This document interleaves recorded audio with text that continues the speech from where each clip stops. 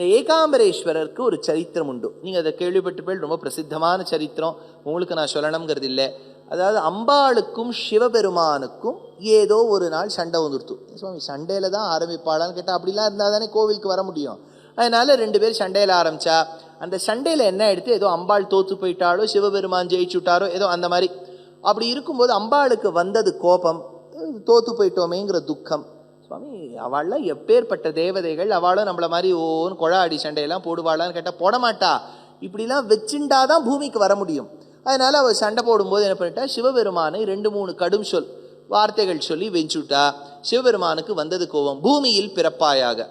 அம்பாள் பூமிக்கு வந்தாள்.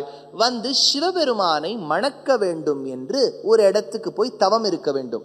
பஞ்சமாக்னி தவம் இருக்கணும். 4 பக்கமும் அக்னியை ஏற்றி 5ஆவதா சூரியனை பார்த்து தவம் இருக்கணும். கடுமையான தவம் இருக்க வேண்டும். கீழே அக்னியை மூட்டி ஊசியை நிற்க வச்சு ஒத்த காலில் நின்று தவம் பண்ணணும்னு நினைச்சா. அதுக்கு அக்னி வேண்டும், அக்னிக்கு இலை வேண்டும்.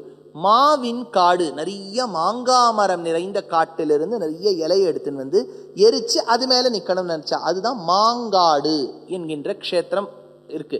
அந்த இடத்துல தவக்கோலத்தில் காமாட்சி இருந்தா. சிவபெருமான் சொல்லிட்டார், மாங்காடு எனக்கு அவ்வளவா ஓஹோன்னு இது அரேஞ்ச்மெண்ட்ஸ்லாம் இங்கே பண்ண முடியாது, நமக்கு டெஸ்டினேஷன் வெட்டிங்காக இருக்கட்டும், நீ காஞ்சிபுரத்துக்கு வானுட்டார். காஞ்சிபுரத்துக்கு போகிறா. காஞ்சிபுரத்துலேருந்து சிவபெருமான தான் பிரார்த்தனை பண்ணணும்னு நல்லா லிங்கத்தை எல்லாம் செய்து வைத்து அவருக்கு பாவம் இருக்கிற புஷ்பத்தை எல்லாம் வச்சு அலங்காரம் பண்ணணும், வச்சு அர்ச்சனை பண்ணணும், அதை பண்ணணும்னா சிவபெருமான் பரிசோதனை பண்ணி பார்க்குறார். இவ கம்முன்னு ஏற்றுன்னு இருக்கலாம் இல்லையா, ஏதோ ஒரு இடத்த பரிசோதனை பண்ணி பார்க்குறார். ஒரே வெப்பத்தை வர வைக்கிறார். வெப்பத்தை காஞ்சிபுரத்தில் வரவே வைக்க வேண்டாம், இருக்கிறதே வெப்பந்தான், இன்னும் ஜாஸ்தி வர வச்சார். அம்பாளால் தாழ முடியல. அப்போ அண்ணாவான நாராயணன் பார்த்தார், ஐயோ நம்ம தங்கை இப்படி கஷ்டப்படுவதா அப்படின்னு சொல்லிட்டு தங்க கிட்ட சொன்னார், இதோ நான் உனக்கு நிழல் கொடுக்குறேன்னு ஒரு மாமரத்தை வர வச்சுட்டு அவளுக்கு நிழல் கொடுத்தார். அந்த மாமரத்தை சிவபெருமான் எரிய வச்சுட்டார்.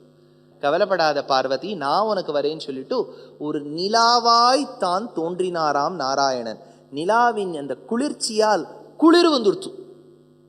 குளிர்ச்சியை நான் குறைக்கிறேன், உனக்கு நல்ல ஒரு ஆரோக்கியத்தை கொடுக்க வேண்டும் என்பதற்காக வந்தேன் பார்வதி. நீங்கள் பேசாமல் இங்கே தங்கிடுங்க, இவர் ஏதாவது பண்ணிகிட்டே இருக்கார், நீங்கள் அப்பப்போ இதெல்லாம் சரி கட்டுறதுக்கு நீர் தேவைன்னு சொன்ன உடனே சிவக்ஷேத்திரத்திலே பெருமாளும் தங்கிட்டார்.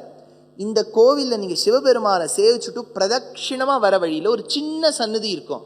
அது நீங்கள் மறந்து கூட போயிடுவேள், உங்கள் கண்ணுக்கே படாது. மேலே பார்த்தேன்னா அங்கே ஏதோ நிலா திங்கள் துண்டத்தான் இருக்கும். 108 திவ்ய தேசத்தில் அது ஒன்று.